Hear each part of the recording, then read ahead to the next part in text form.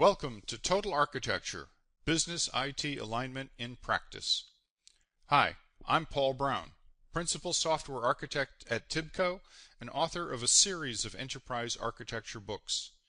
This course explains what you need to do to ensure the success of your enterprise IT projects. After viewing this course, you will understand how addressing the overall structure and organization of your enterprise reduces project durations by up to 25%. You'll understand that making architecture the lead design activity for projects is central to realizing the expected benefits. And you'll be able to explain the necessary roles and responsibilities of architects in defining and implementing business processes, coordinating multiple projects, and in guiding your enterprise towards a common architecture. This course is divided into 5 units. In this first unit, we'll examine why projects frequently fail to meet business expectations and why a total architecture perspective is required to address these failures. I'll also explain how making architecture the lead design activity reduces project durations and accelerates the delivery of project expected benefits. In the second unit, I'll formalize this total architecture approach and explain how it sufficiently broadens the perspective on systems, processes, and collaboration to ensure that IT projects actually realize the business objectives that motivate the projects. In the third unit, I'll detail the design approach introduced with total architecture. In the fourth unit, I'll show you how to address the organizational challenges you may face in adopting the total architecture approach. Finally, I'll explore the various ways in which Tibco can help you take this journey. So let's get started. In this unit, we explore what it means to consider your total architecture and how making architecture the lead design activity reduces project durations and accelerates the delivery of project expected benefits. Let's begin by examining why projects frequently fail to meet business expectations. You've probably had issues similar to this in your projects. Too many components that need to be modified, projects that are late, business functionality that turns out to be inadequate, systems that fail under load, and unacceptably high error rates. Interestingly, these problems tend to stem from a single root cause: design fragmentation. Design fragmentation arises because different groups have different responsibilities.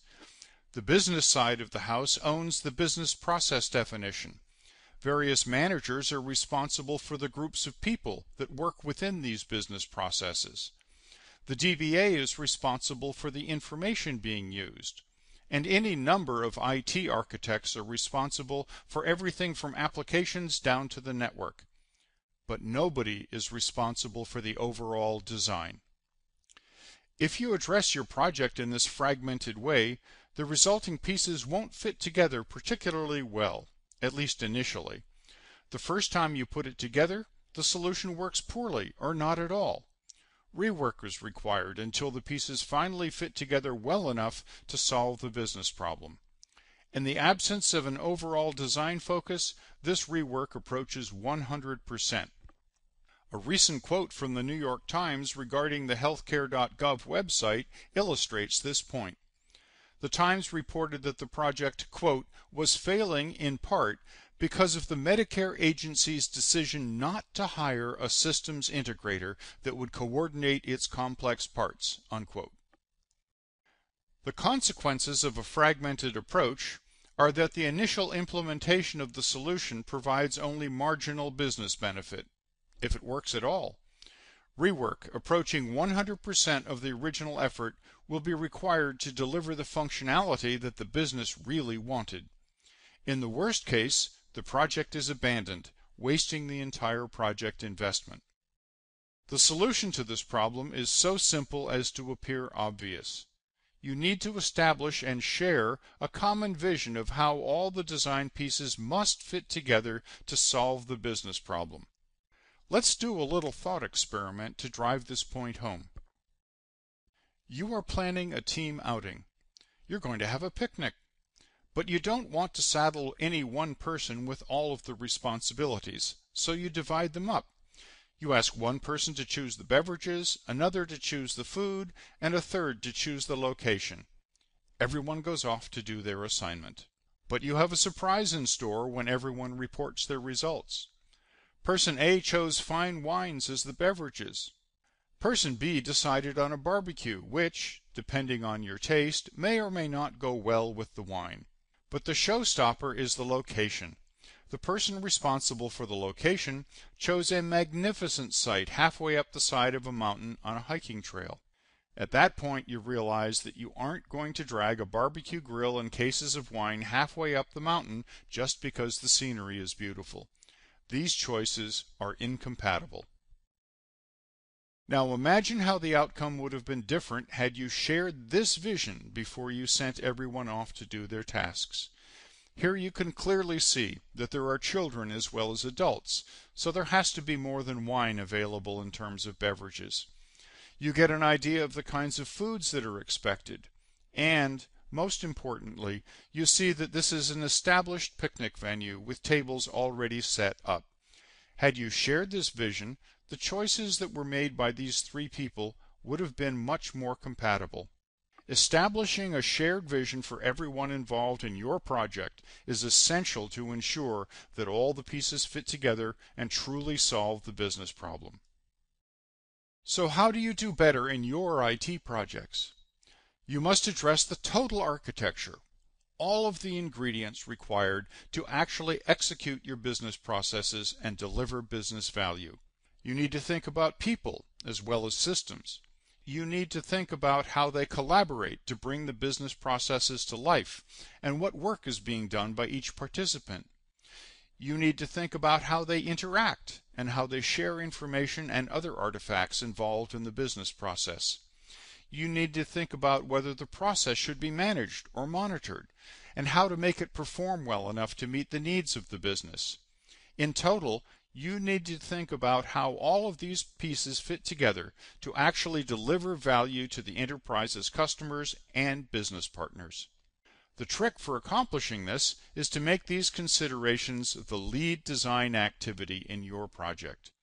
Focus on how the people, processes, information, and systems fit together and collaborate to bring that business process to life and deliver business value. This will empower your project architects to establish and share the common vision and prevent your projects from becoming derailed by fragmentation. Architecture means overall structure and organization. Total architecture is nothing less than the overall structure and organization of your enterprise. It is the design of how people, processes, information, and systems work together to deliver business value. And when you're doing a project to enhance the enterprise's ability to deliver business value, it is essential that you begin with the design of how that value will be delivered. Everything else is secondary. This is not just an IT concern, it involves the entire enterprise. When you pay attention to your total architecture, your projects get done faster. Shown here is real data from 163 real projects. Look at the rework curve on this graph. With little or no architecture effort, rework approaches 100%. As you invest time in architecture, the amount of rework plummets. Adding 40% calendar time for architecture reduces rework to about 5%. Yes, you have still added time to the project, but only half what you would have added without architecture. With the appropriate amount of time spent on architecture, you get a 25% net reduction in the time it takes to get a working system. The reason for this is not surprising if you think about it. What you're doing is finding and fixing problems when it's still a paper design, before you start investing in writing code. Consider this typical project benefit profile, observed when no additional architecture time is added. The project yields no benefit the first year because the project is being executed. It yields $1 million the second year 2 million the third year, and 3 million in each of the fourth and fifth years. Now observe the benefit profile when the 40% architecture investment optimum is applied, and it provides you the expected 25% reduction in time to a working system. The typical project accelerates by 3 months, and the benefit over the 5-year span increases by an average of $750,000. The time spent on architecture actually pays for itself. If you focus on your total architecture, making it the lead design activity, your project gets done faster. The business realizes its expected benefits sooner, which provides an ROI for the architecture investment. And there is additional savings from reducing rework. Another significant advantage is that placing architects in the lead design position enables them to incorporate best practices by design. In other words, do it right the first time. This approach avoids the rework necessary to retroactively incorporate best practices into an already established design. In this section, we explore the total architecture approach. At its heart, total architecture is about changing your design perspective to keep business processes and business value clearly in focus. Your enterprise delivers its value through the execution of its business processes. IT exists solely to support the execution of those processes. Therefore, the primary focus of your projects should be the business processes, not the systems. The total architecture perspective focuses on 3 essential views: participants, processes, and collaboration. The common view, the one most people think of when you use the term architecture, focuses on the participants in the business processes, with a traditional focus primarily on the systems. This view identifies the systems and people, the communications channels between them, and the restrictions on each participant's involvement. The second essential view focuses on the business processes. This view provides an understanding of how the work in the business process is organized, how the artifacts created by one activity become the inputs to another activity, and how those activities are inherently structured. The business processes, sometimes referred to as the business model, really describes how the business delivers value to its customers and partners. The third essential view focuses on the collaboration between the participants required to bring the business processes to life. This identifies which participants perform which activities, along with the need for communications between the participants. The need for communications identifies the need for interfaces, and the use of those interfaces becomes clear. The traditional IT view of the participants is systems-centric. It identifies the systems that are involved and the communications channels they use for interaction, along with any constraints that may apply to their usage. Total architecture broadens the participant perspective, adding people to the picture along with the communications channels used between people and systems. Only by adding people do we have a full view of all of the participants in the business processes.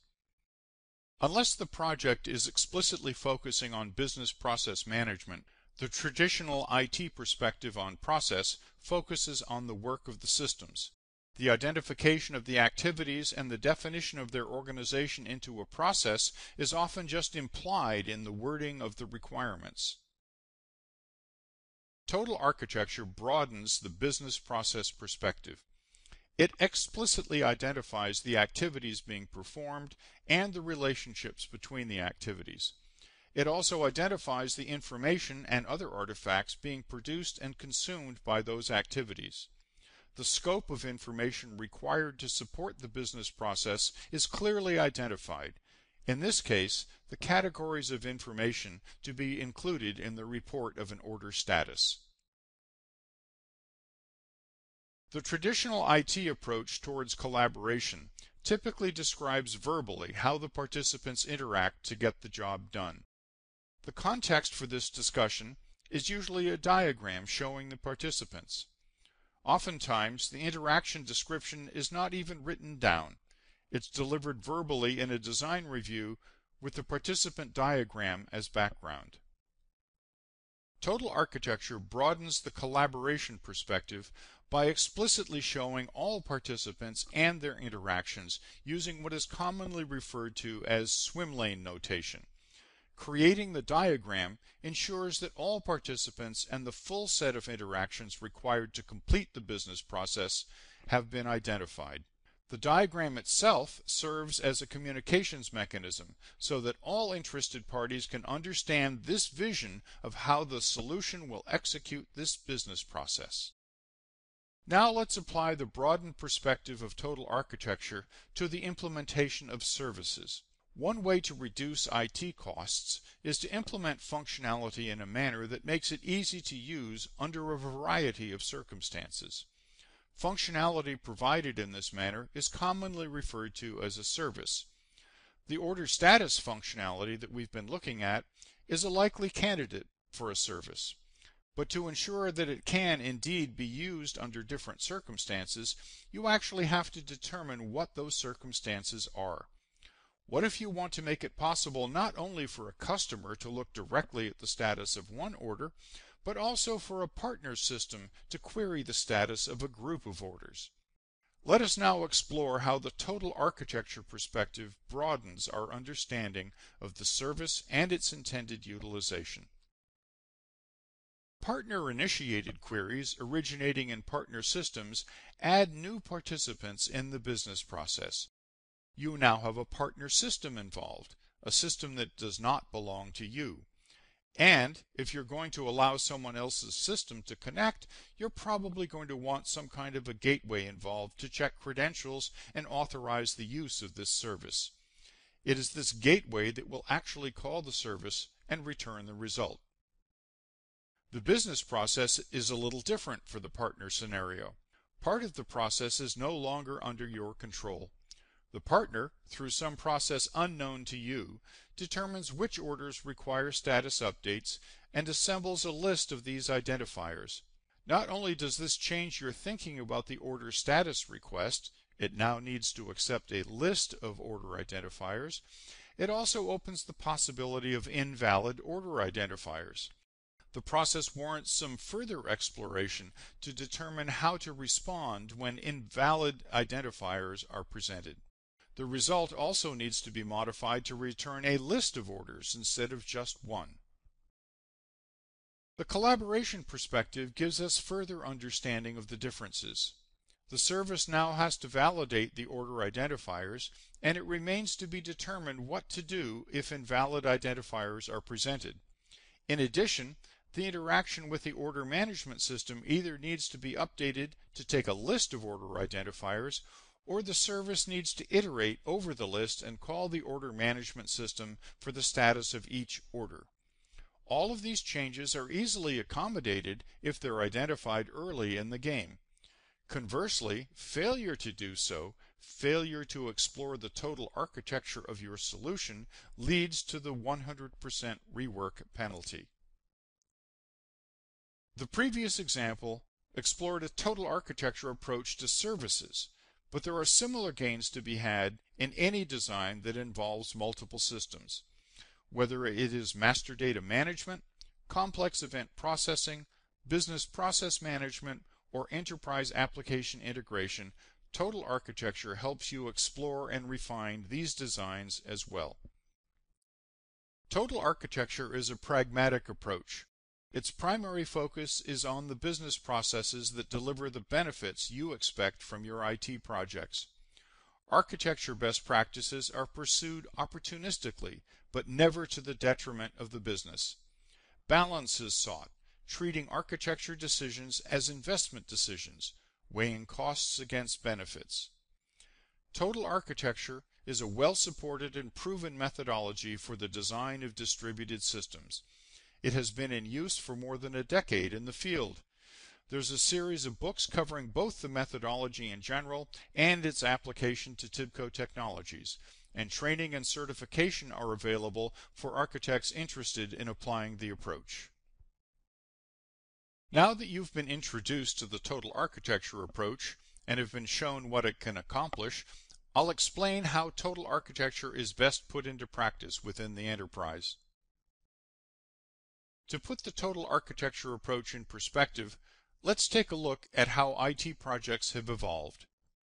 Historically, each IT project tended to focus on a single system, System B in this example, and if that system required data from other systems, say A and C, the only question was how to get the data from those systems and get it to System B. The scope of design thinking was very limited. When your project is focused on a single system, the development process is fairly straightforward. You simply gather the requirements and give them to the group responsible for the system. They make the required changes, run the results through QA, and the updated system is placed in production. The emergence of services began to change this picture. The idea of services is to make capabilities readily available to other consumers. No longer is it sufficient to think about System B. You have to consider the needs of the service consumers, Systems A and C, as well. The problem gets even worse when you consider the complete business process. Not only are there multiple systems involved, but people now enter the picture as part of the process. Who represents the people in the design process? The problem grows even larger when an explicit process manager enters the picture. Now the definition of the process itself comes into scope. How do we cope with these challenges? Well, the system-centric development process won't work when there are multiple systems involved and each has its own development group. Having each group guess what the other systems need is a recipe for the rework you are trying to avoid. Whether you're doing SOA, CEP, MDM, BPM, or EAI, you need to take a different approach. What you need to do is reintroduce a conscious architecture step into the development process. And I say reintroduce because classical software engineering has always had an architecture step. It's just that the architecture step has atrophied over the years and in many cases disappeared. After all, if you're building a client-server system, there really are no architecture decisions to be made. Each element of functionality either belongs in the client or the server, and it's pretty straightforward to determine the correct answer. But when you have multiple systems involved, interacting on a peer-to-peer basis, somebody has to figure out what each of these systems should be doing and what each development group needs to do. This is the role of the project architect. So what is the project architect doing? It's pretty simple. He's looking at the end-to-end business process that exists today, along with the end-to-end systems dialogue that supports it, and asking what changes need to be made to the business process and the underlying systems dialogue to realize the business benefits that motivated the project. Another element of the development process that requires attention is the project charter. You need to challenge the business to give the architects sufficient information so that they can actually deliver the benefits that the business seeks. First of all, ask the business to provide an objective measure of success for the project. Quantify the expectations. Let's say you want to do a project that improves the productivity of people involved in a business process. Fine, but by how much? A 5% productivity improvement will require getting rid of some busy work in the process. If you want a 50% improvement, you'd better be automating half of the work that the people are doing. If you want a 95% process improvement, you'd better be automating the entire process and leaving the few remaining human resources to deal with the exceptions as they arise. So quantifying these expectations will give the architects a much clearer picture of the kinds of changes that are going to be required in order to deliver the expected business benefit. The second thing to focus on in the charter is the cost and schedule guidelines.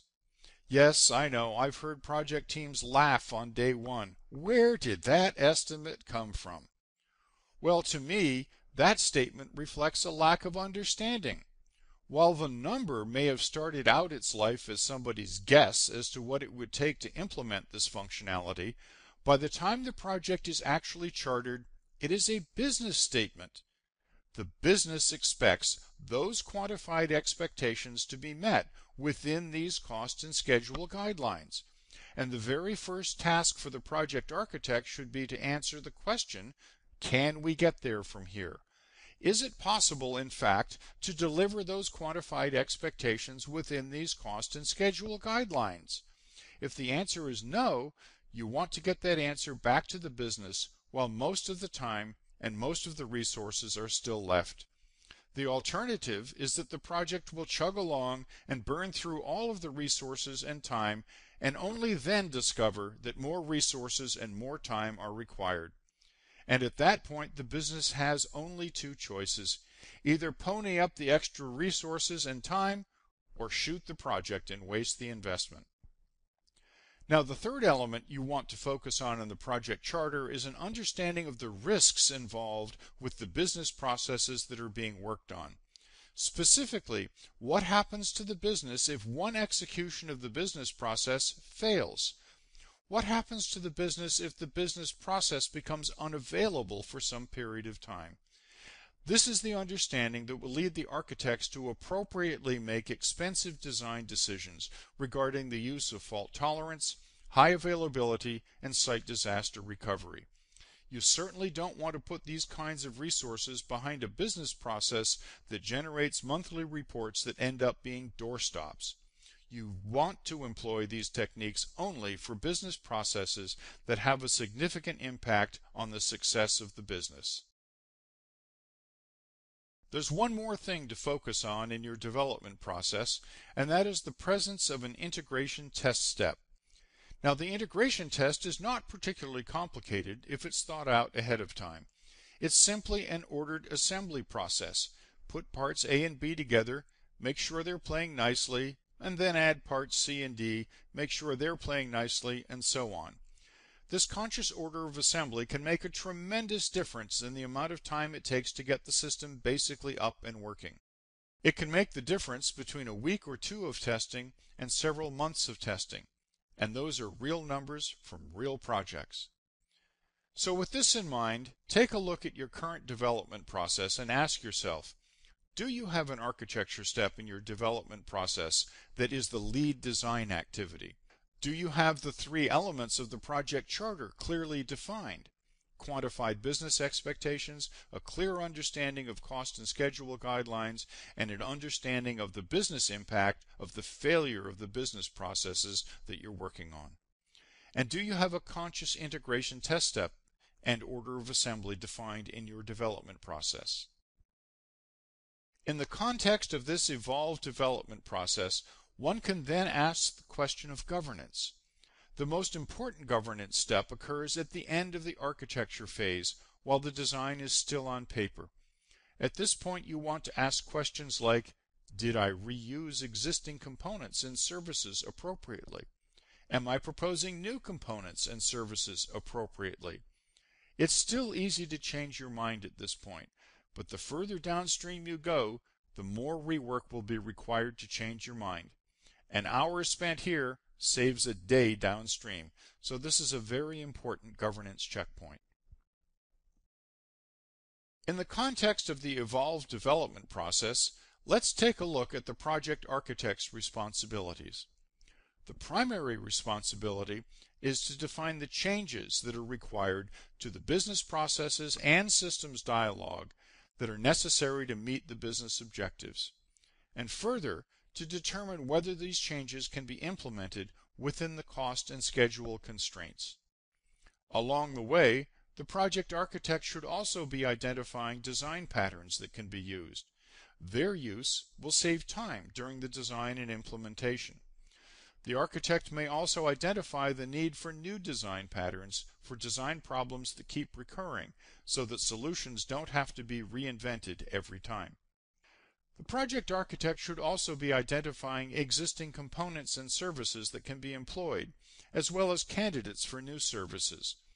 But here you have to recognize that it is not the project architect's job to figure out whether those proposed services will be adequate for other usages. A more senior group of people, the enterprise architects, needs to be involved in that evaluation. So the project architect identifies an opportunity and asks for the enterprise architects to evaluate the opportunity. We'll talk more about that in a minute. Finally, the project architect is the ultimate technical owner of the solution. As such, the architect needs to remain engaged throughout the full life cycle of the solution to address issues as they arise and ensure that the resolution of those issues is consistent with its architectural vision. In summary, what the project architect is doing is defining a vision for what the project will build. This vision must be shared with the business community for validation that the improved business process will, in fact, deliver the expected business benefits. It must be shared with the technical community so that the different development groups understand what their responsibilities are and what their component requirements are with respect to the larger design. The project architect, as the owner of this vision, must shepherd the solution through implementation and deployment to ensure the proper realization of the vision. Bearing in mind that a single project does not implement the entire enterprise architecture, someone needs to keep an eye on the big picture and ensure that the individual projects collectively converge on a common vision.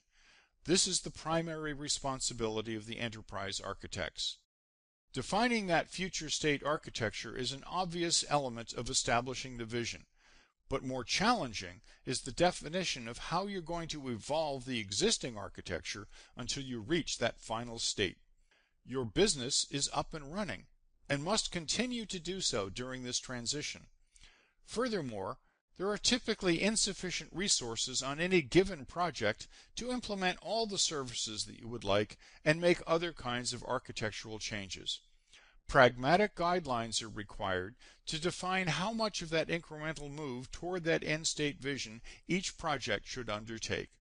And the enterprise architects must remain engaged in the application of those guidelines to ensure that they continue to balance the short-term needs of the business against the long-term benefits of the architectural vision.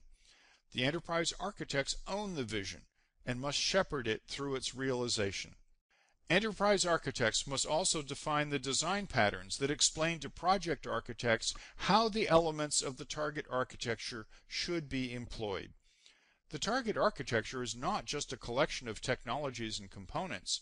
The manner in which they are used is just as important as the technologies that are selected.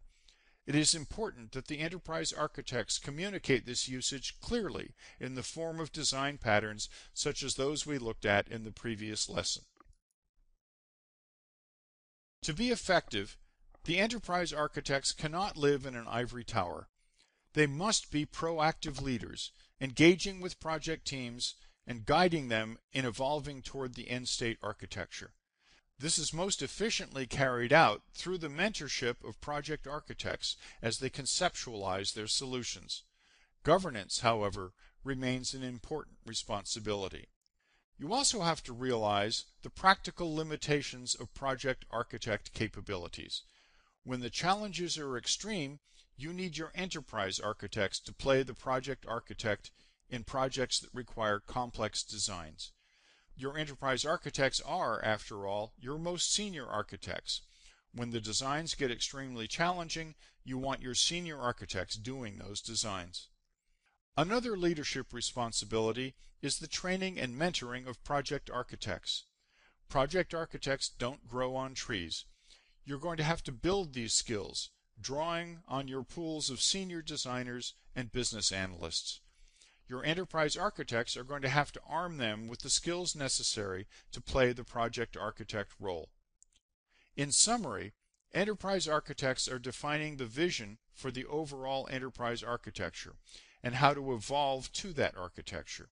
To be effective, that vision has to be shared with the business and the technical community to ensure that the vision becomes a reality.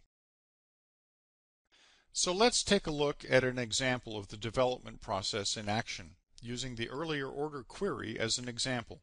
We'll take a look first at the traditional approach, and then we'll apply the total architecture approach. In the traditional approach, different groups are responsible for the design of each of the components.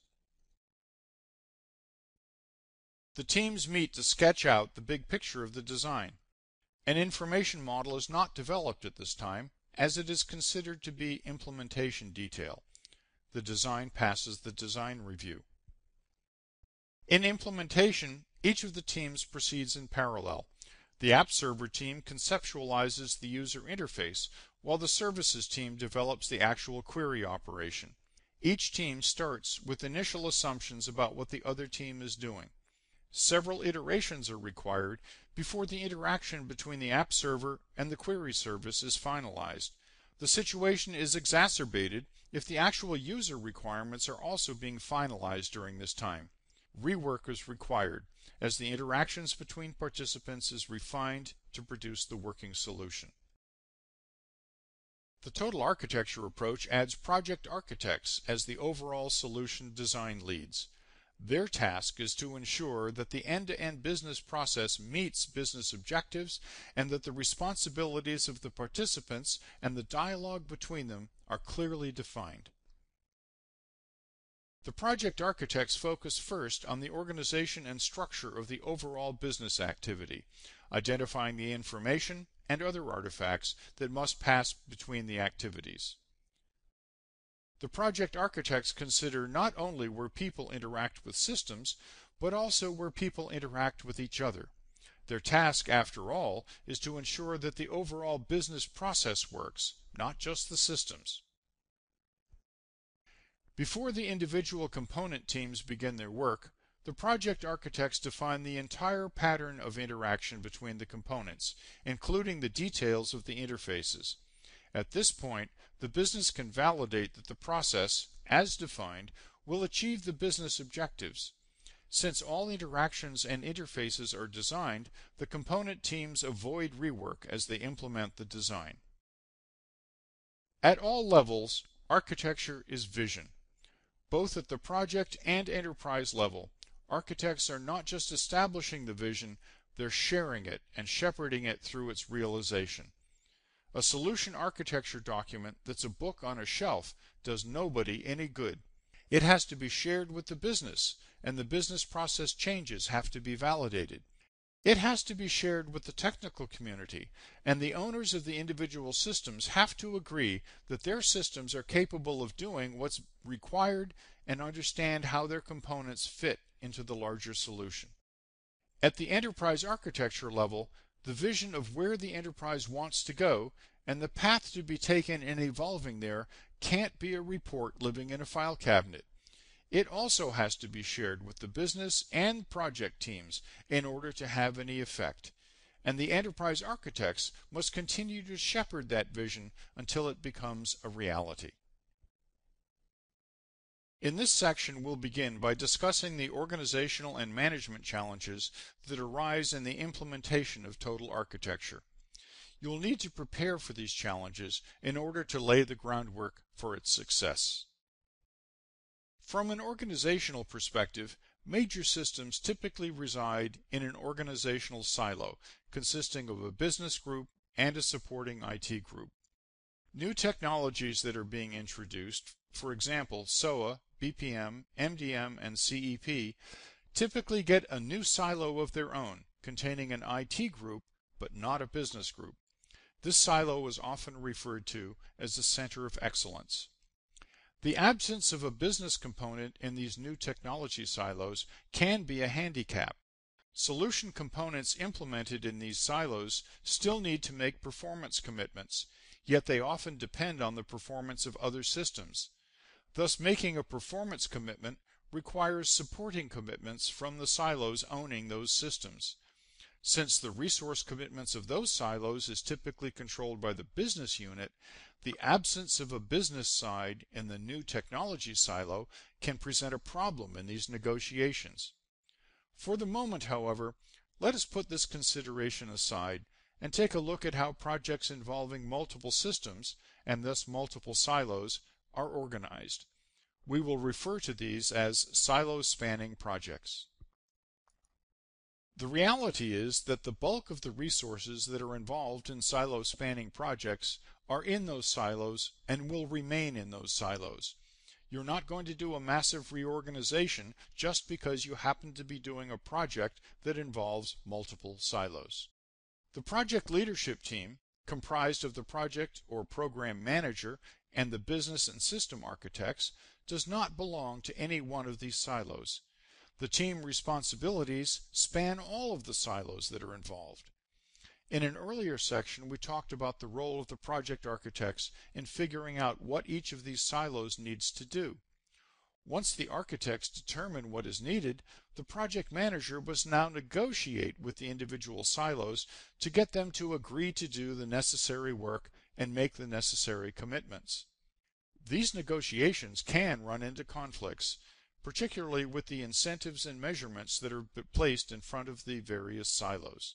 The needs of the project may not be in alignment with these incentives and measurements. The current project, for example, may ask one silo to do more work per transaction. That silo is being compensated based on lowering the cost per transaction.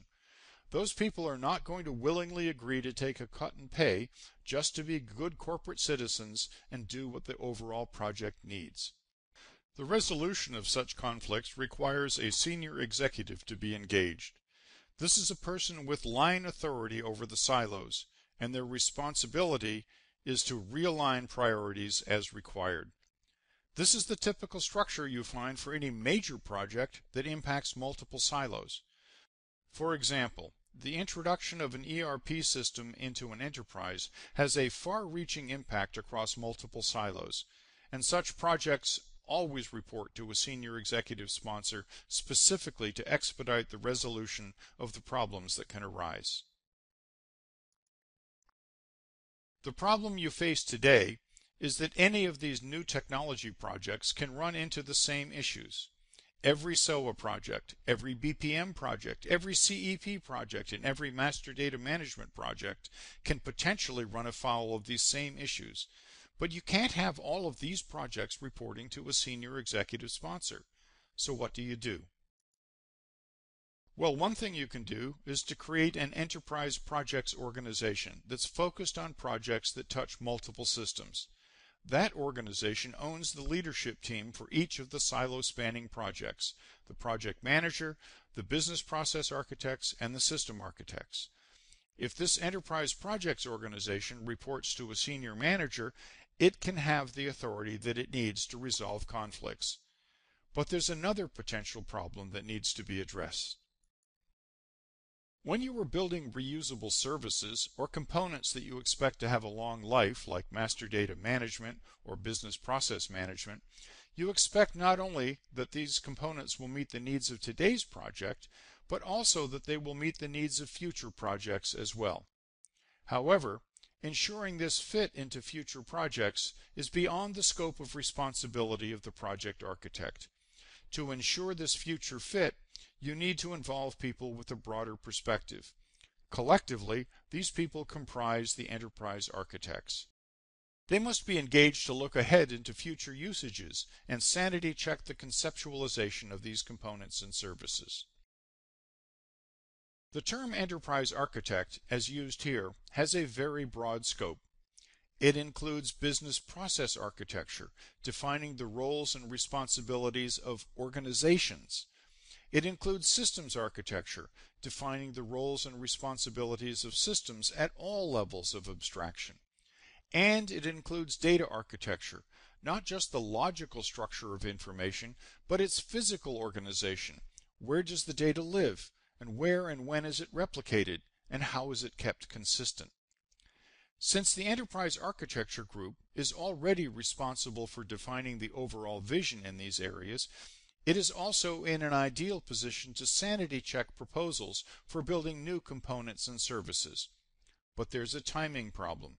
These obviously are very senior people. They're not just waiting around for the phone to ring. Yet the project that proposed the component has a deadline. So the question arises as to how to get the enterprise architecture group involved in a timely manner to meet the needs of the project. One possible answer is the classic organizational solution to quick response. Put the party with the demand in the same organization as the party providing the response. Doing so creates what is referred to here as the Total Architecture Management Team. It comprises the silo-spanning projects and the enterprise architects. This organization is the missing business component of our new technology silo. Now let me be clear. This is intentionally a controversial suggestion. As depicted, this organization reports to the business side of the house, not the IT side. In reality, I know of exactly one business in the world that is organized this way. The reason for this suggestion is that this role, this management not only of the new technology groups, but also the business architecture, is very political. It includes business process architecture, the definitions of the roles and responsibilities for those other business units. It also requires negotiating with the other silos' business managers to resolve conflicts, so it's more than just an IT responsibility. But your enterprise doesn't have to be organized this way to succeed with the total architecture approach. In reality, the organizational solution that will ensure your total architecture success depends as much on your present organizational structure and philosophy as it does on anything I can tell you. There is no one-size-fits-all answer. However, all of the successful organizational answers address three critical success factors. Number one is having an architect lead every silo-spanning project. The architect designs the end-to-end business process and the end-to-end systems dialogue before you invest in implementing any of the individual components. This, in turn, significantly reduces rework and shortens project duration. Number two is having an effective project management structure that not only negotiates with the organizations, but also resolves conflicts, readjusting organizational priorities as required. Number three is having an effective validation process for proposed services and widely used components. This ensures the reusability of both and minimizes alterations in downstream projects. Your success depends on effectively addressing these three areas. The actual organizational structure that you end up with is going to depend as much on your current organization and practices as it does on anything I or anyone else can tell you from the outside. So, there's a discussion to be had here. To examine your current organizational structure with these ideas in mind and figure out what minimal changes to your organization are necessary to make sure that these three areas are addressed. Let's take a look at another example, one that focuses on the development of services and other components that are expected to participate in a number of business processes and solutions. As the project architect is developing the design for order query, it might occur to him or her that this query might be usable in other contexts, other business processes. However, it is not within the project's charter to go explore the other potential uses. This is the responsibility of the enterprise architects. The enterprise architects first try to identify other potential uses for the proposed service. What they're looking for are differences between these other uses and the current project's use. In this case, they recognize that business partners may wish to have their systems check the status of orders. As they explore this potential usage, the enterprise architects identify two differences in the process. One is that the partner is likely to have a list of orders for which status is required. The other is that the response time for this query may not need to be as short as when a human is waiting for the response. The response time SLA may be different. They also recognize that invalid order IDs are possible, and the process enhancements for handling them, need to be defined. When the enterprise architects consider the collaboration involving partner systems, the need for additional security is identified.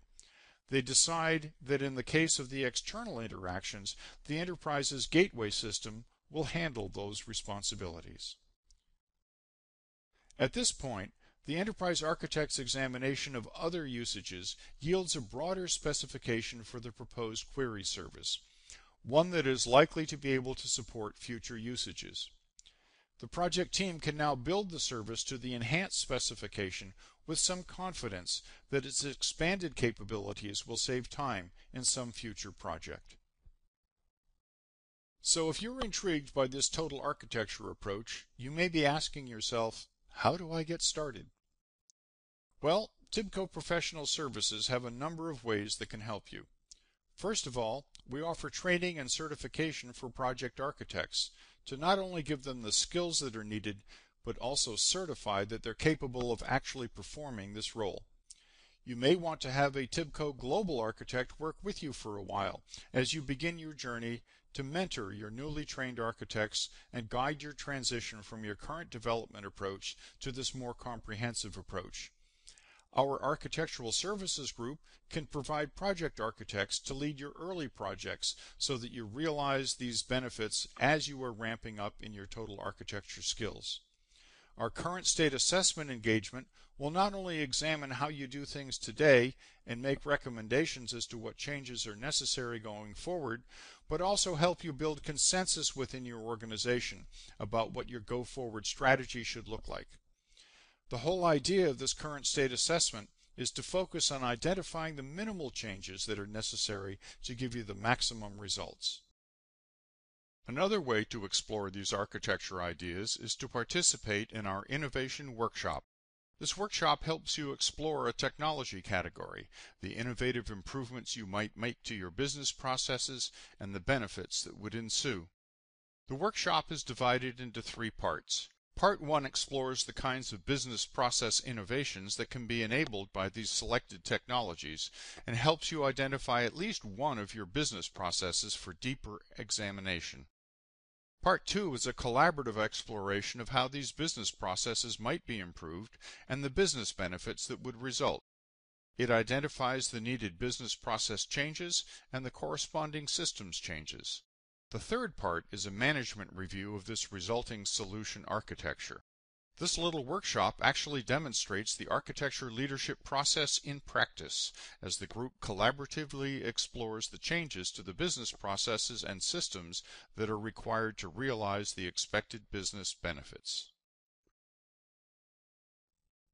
So think total architecture. Remember that your architecture involves organizations as well as systems, and this is not just an IT responsibility. Business processes are the focus. After all, they're the mechanism by which your enterprise delivers its value. They should be the thing that gets the most attention. Recognize that your architecture is built piecemeal, one project at a time. It is not enough to pay attention to single projects. You need to coordinate them and make sure they converge on a coherent vision of what your enterprise architecture should look like. And finally, make sure that your architects lead your projects. Operating in the leadership mode will bring a 25% reduction in the duration of your projects. In contrast, architects in the policeman mode will add rework and cause further delay. How those architects are engaged in the projects is at least as important as what they do.